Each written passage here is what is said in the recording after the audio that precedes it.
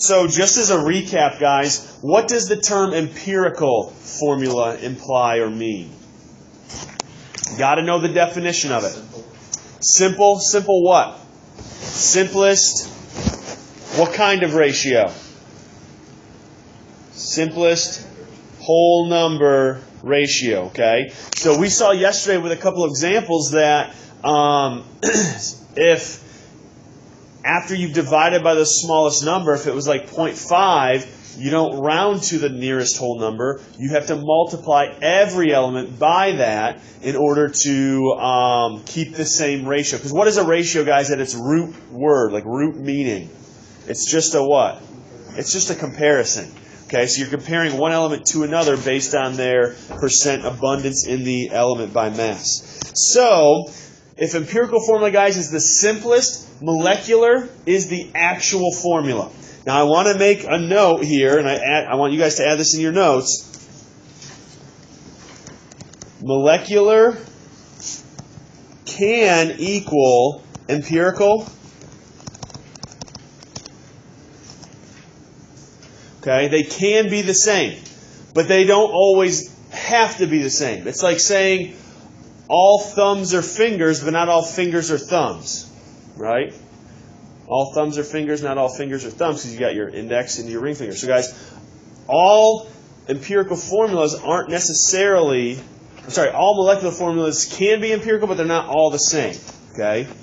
So what we think about as actual is that molecular is going to be equal to the empirical, or it's going to be some multiple of the empirical. Okay? So empirical, we said already, is the simplest whole number ratio. This is still that same comparison. All right? It's still a 1 to 3. However, the molecular is bigger. If you think about it, guys, there are millions and millions of compounds out there. Some of them have the exact same elements and the same number of elements in those compounds, but their structures are different, or they could have different numbers of the same elements. All right, but they give different structures in the end, but they're just multiples of it. So it's not just as simple as empirical. We got to look at a ratio between the actual molar mass of a compound and then compare it to the empirical mass. So this is what the formula looks like. MF just means molecular formula. EF is empirical formula, okay? X, that subscript X on the outside, is a ratio of comparing molecular mass to empirical mass. So again, nothing brand new, all right? It's one extra step of looking at masses of one compound to the other. The X is on the outside and it's a subscript. If it's on the outside of parentheses, guys, what do we do to subscripts on the outside? We distribute them in to all the other subscripts that are inside the parentheses. So let's just jump into an example together and kind of go trial by fire with it, so to say. So it says the empirical formula of a compound is found to be this. So in this example, guys, you don't have to actually calculate the empirical formula. They give it to you. Okay? So keep that. Keep note of that. So there's my empirical formula. It says experimentation shows that the molecular mass of this compound is 283.89 grams per mole. What's the compound's molecular formula? That's what we're looking for. Okay? So this is what scientists do all the time. Did I tell you guys yesterday in this class about like when I was in grad school? No? So when I was in grad school, guys, the lab that I worked in dealt with natural products, and we looked at a lot of plants and tried to get compounds out of plants to fight different viruses. One big one that we looked at was trying to fight MRSA. You guys have heard of MRSA before? Staph infections, all right? Did I tell you this yesterday? Okay. So, guys, again, kind of going back to this, we would get a molecular mass when we ran it through the compound or through the instrument that I talked about yesterday.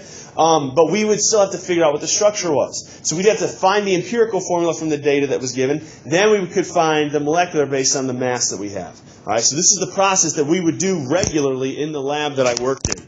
All right. So we have the molecular mass. This is my molecular mass.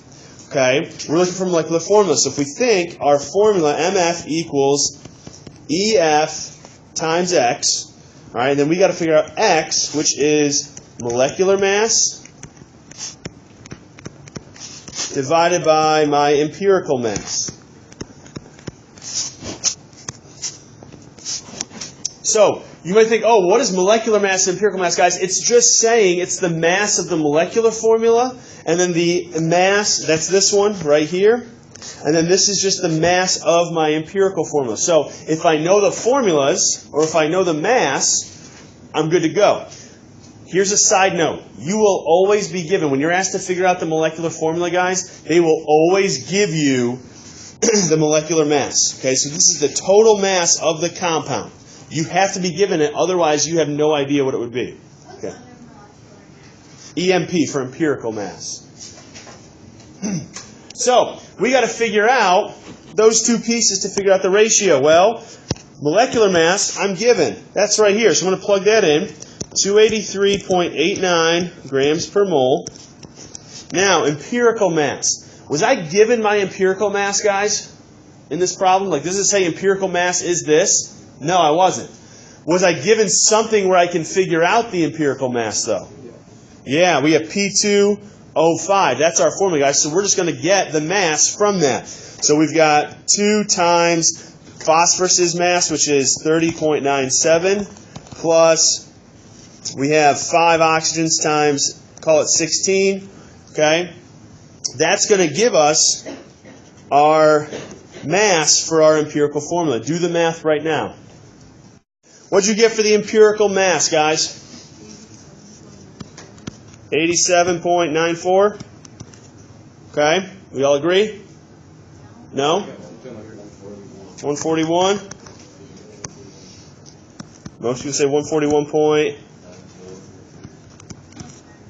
All right, 2 decimals is totally fine.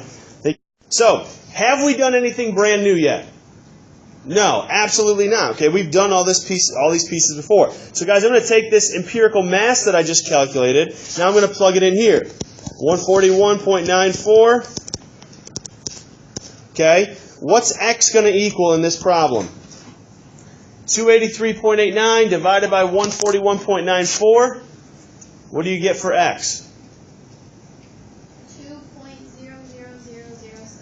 So 2.000 something or other. So really, what is that going to be? 2. So guys, x equals 2. Now we can just plug it in to this first formula over here. So all we're doing, guys, is kind of 2 separate steps. First thing is we got to find out what x is by comparing the 2 masses. Then we're just going to plug in to this guy right here. My empirical formula was P2O5. And then my x value was 2. So now I'm going to distribute this 2 inside to all those other subscripts. So what's my molecular formula going to be? P4O10. That's it. It's a little bit new application, guys, but is it that bad? No, it's not. Again, you've got to be organized. That's kind of the biggest thing, is to think about the terms and what it's telling you. So this is where terminology, guys, plays a bigger part than, say, the math-intensive piece. Okay, you got to know the difference between empirical and molecular when it gives you those. But it's not that bad. All right, I want you guys to try the next example, this one right here. So as you get done with number 1, check your work. For your molecular formula, you should have N2O4. Now, guys, you have a built-in check here. You know what the mass of this final compound should be because they gave it to you in the problem. So you could go back and recalculate, hey, does my mass of this final compound add up to the molar mass that I was given? If you take a look, 16 times 4 is 64 plus 28 does add up to 92, so you know that you're right. So a lot of the stuff that we're doing in this unit, you kind of have built-in checks. If you ask yourself, does my answer make sense? All right, you can kind of know whether or not you're there. Okay. Go ahead and do the last 2. Notice, guys, though, number 3, take a look really quick up here. Number 3, are you given the empirical formula? No. So, guys, number 3 is a longer one. You have to calculate the empirical formula, which is what we did last night and we did yesterday in class, first. Then, based on that data that you find, then you're going to do the process we just did. So I want you guys to work on numbers 2 and 3. While you're doing that, I'm going to pass back labs that I have graded.